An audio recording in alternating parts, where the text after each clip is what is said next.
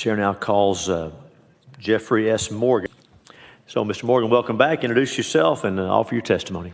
Thank you. My name is Jeffrey S. Morgan. I am from Dallas, Texas. I'm not sure that I am for the bill. I'm not sure that I'm going to be able to add much more than what other people will say, but I want to thank you for talking about the issue of religious liberty. And again, I go back to the Article 1, Section 6 of our Bill of Rights in the Texas State Constitution.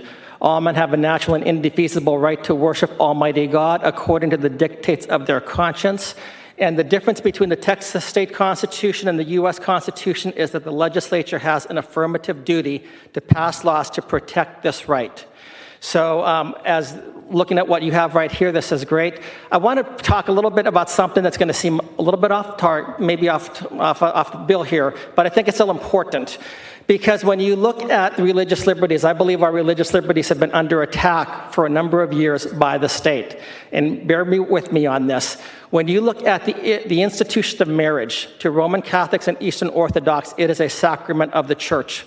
If you look at Protestants, they believe it was ordained by God. This is a religious institution.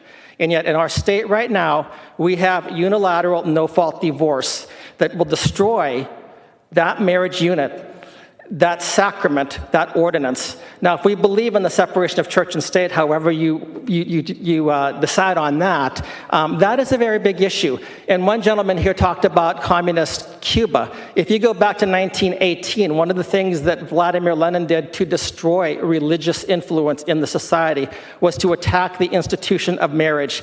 He made the institution of marriage, which had formerly been underneath the church, put it underneath the state, and then he also created unilateral no-fault divorce. As Christians, we believe that marriage is the living symbol of the relationship between Christ and the church.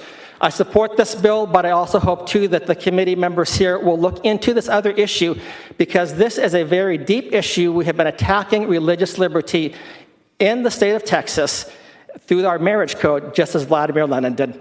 And with that, I close. Thank you very much. Mr. Morgan, thanks for your testimony. If there's any questions for Mr. Morgan. Very good. Thank you for being here. Thank you so much. You're excused.